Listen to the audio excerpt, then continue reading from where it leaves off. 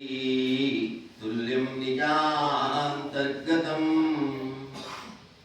पश्यन्नात्मनि मायया बहिरिवो भूतं यथा निद्रया यस्साक्षी कुरुते प्रबोधसमये स्वात्मानमेवाद्वयम्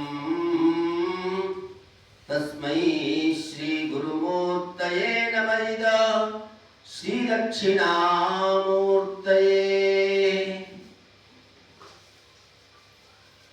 ಈ ವಿಶ್ವದಲ್ಲಿ ಎಲ್ಲವೂ ಕೂಡ ಮಿಥ್ಯವಾಗಿರ್ತಕ್ಕಂಥದ್ದಂತೆ. ಈ ವಿಶ್ವವು ಮಾಯಾ ನಗರಿಯಂತೆ.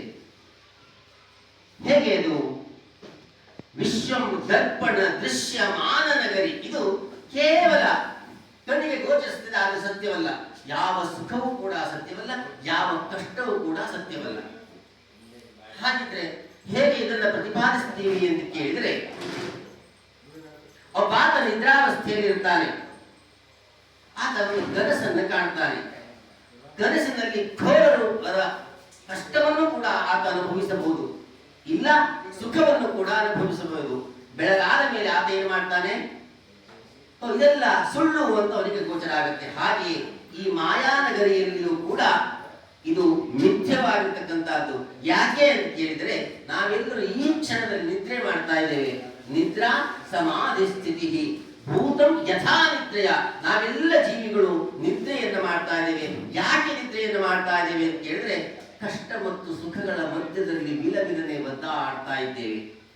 ಆದ್ದರಿಂದ ನಾವು ಎಚ್ಚರಗೊಂಡಿಲ್ಲ, ಅದುವೇ ಸಾಕ್ಷಿ ನಾವು ನಿದ್ರೆ ಮಾಡ್ತಾ ಇದ್ದೀವಿ ಅಂತ ಹೇಳುವುದಕ್ಕೆ. ಆದ್ದರಿಂದ ಈ ನಿದ್ರೆಯಿಂದ ನಾವು ಎಚ್ಚೆತ್ತುಕೊಳ್ಳಬೇಕು. ಹೇಗೆ ಅಂತ ಕೇಳಿದರೆ, ಬಾಲ ಗೋವಿಂದನ ಬಾಲ ಮುಕುಂದನ ದಿವ್ಯ ಚರಣಾರವಿಂದವನ್ನು ನಾವು ಗಟ್ಟಿಯಾಗಿ ಹಿಡಿದುಕೊಂಡು ನಿದ್ದೆಯನ್ನು ಮಾಡಿದ್ರೆ, ನಿದ್ದೆಯಲ್ಲಿ ನಾನು ಅವನ ಚರಣವನ್ನು ಆಶ್ರಯಿಸಿದ್ದೇನೆ, ಇದೆಲ್ಲವೂ ಸುಳ್ಳು ಅಂತಕ್ಕಂತಹದ್ದು ನಮಗೆ ಗೋಚರವಾಗುತ್ತೆ. ನಿದ್ರಾ ಭೂತಂ ಯಥಾ ನಿದ್ರೆಯ. ಈ ಭೂಮಿಯಲ್ಲಿ ಸೂತ್ರಧಾರನೊಬ್ಬನಿದ್ದಾನೆ, ನಾವೆಲ್ಲರೂ ಕೂಡ ಗೊಂಬೆ ಅಂತ ನಮಗೆ ಅರಿವಾಗುತ್ತೆ. ಅಂತಹ ಮಹಾ ಸತ್ಯದ ಅರಿವು ಇಲ್ಲಿ ಸೇರಿರ್ತಕ್ಕಂಥ ಸಕಲ ಆಸ್ತಿಕ ಭಕ್ತಾದಿಗಳಿಗೆ ಆಗಲಿ ಅಂತ ಭಗವಂತನಲ್ಲಿ ನಾವೆಲ್ಲರೂ ಕೂಡ ವಿನಮ್ರವಾಗಿ ಪ್ರಾರ್ಥಿಸೋಣ.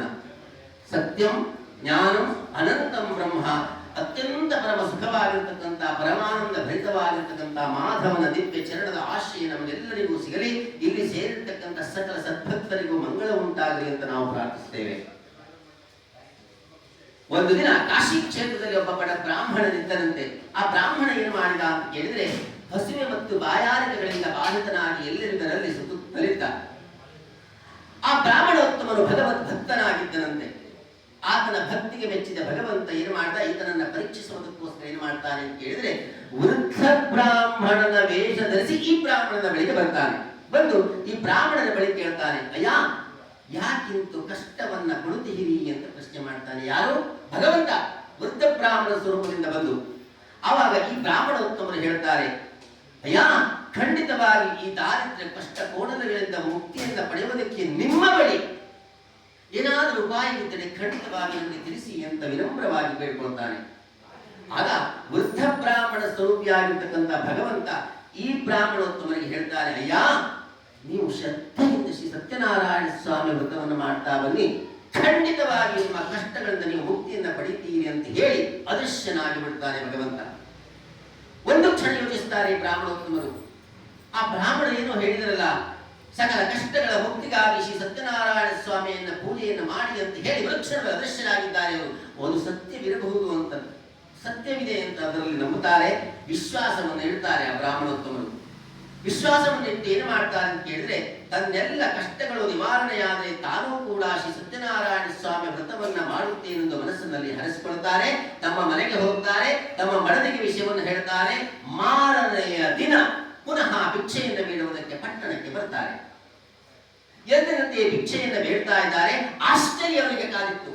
ಎಂದಿಗಿಂತಲೂ ದ್ವಿಗುಣವಾಗಿರ್ತಕ್ಕಂಥ ಲಾಭ ಭಿಕ್ಷೆಯನ್ನ ಬೇಡುವುದರಲ್ಲಿ ಬ್ರಾಹ್ಮಣೋತ್ತರರಿಗೆ ಪ್ರಾಪ್ತಿಯಾಯಿತು.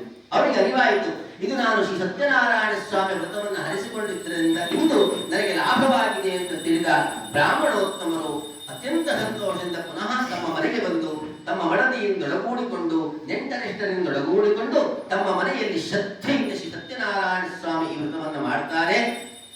ಪ್ರತಿ ಪೌರ್ಣಿಮಾ ಸಂಕ್ರಾಂತಿ ಪರ್ವಕಾಲಗಳಲ್ಲಿ ಶ್ರದ್ಧೆಯಿಂದ ವ್ರತವನ್ನು ಮಾಡ್ತಾ ಮಾಡ್ತಾ ತಮ್ಮೆಲ್ಲ ಕಷ್ಟಗಳಿಂದ ಮುಕ್ತಿಯನ್ನ ಪಡೆದರು ಎಂಬಲ್ಲಿಗೆ 2ನೇ ಅಧ್ಯಾಯ ಸಮಾಪ್ತಿಯಾಗುತ್ತೆ. ಸತ್ಯಾಸಂತು ಯಜಮಾನ